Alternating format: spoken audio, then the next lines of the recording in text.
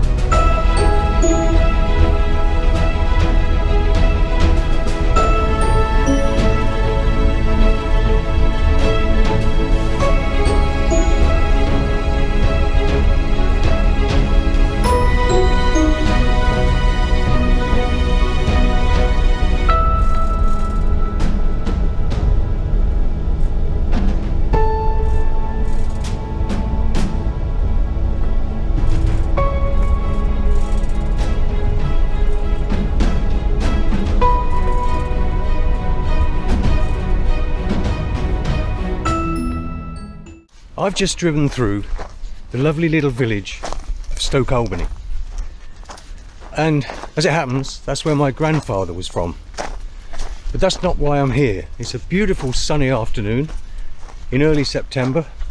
I don't think any of us expected this heat.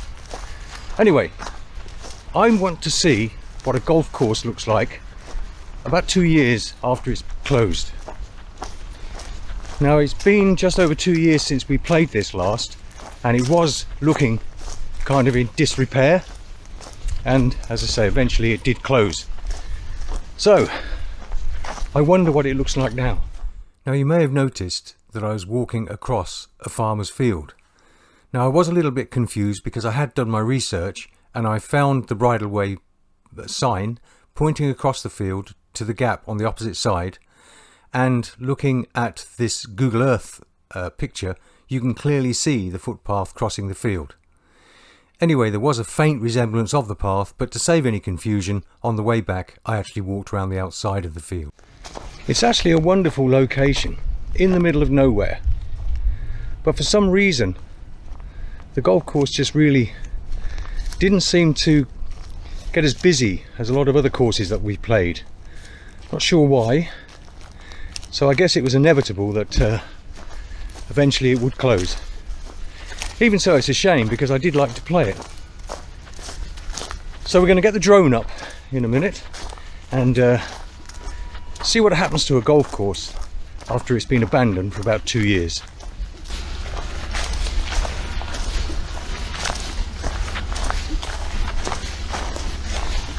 We're just approaching what was the old clubhouse.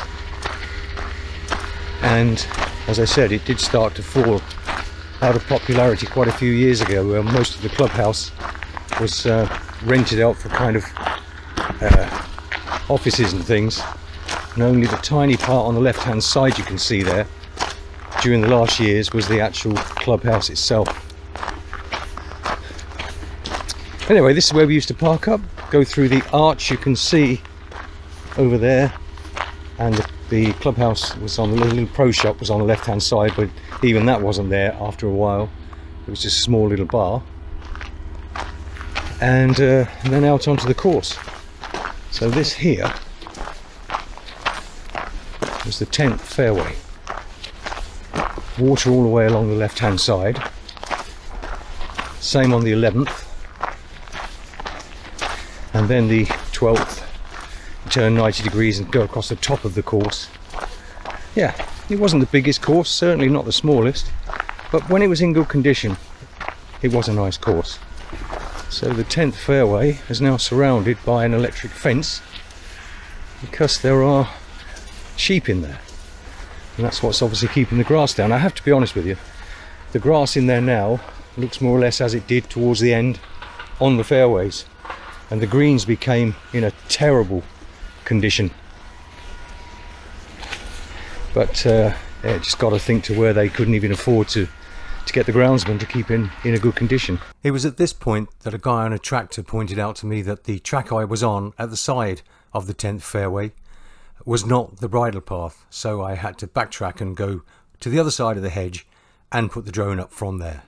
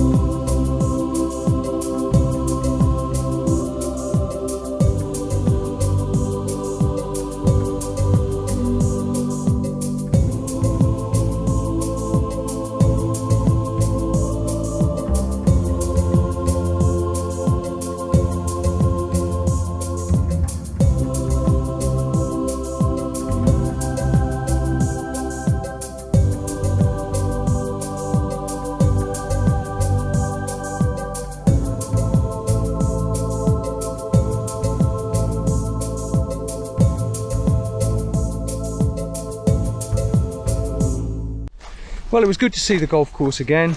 Shame it closed down, really. I couldn't get onto the golf course because obviously it's private property. So I took I flew the drone from a bridle path that runs along the side of it. But to be fair, it doesn't look as bad as some courses I've seen that have closed after 2 years. Basically because a lot of it's being used for grazing. So who knows?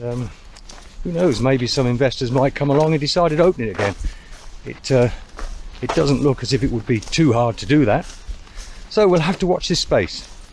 Anyway, thanks for watching, and I'll carry on along this bridle path until I get back to my car, and see you again soon.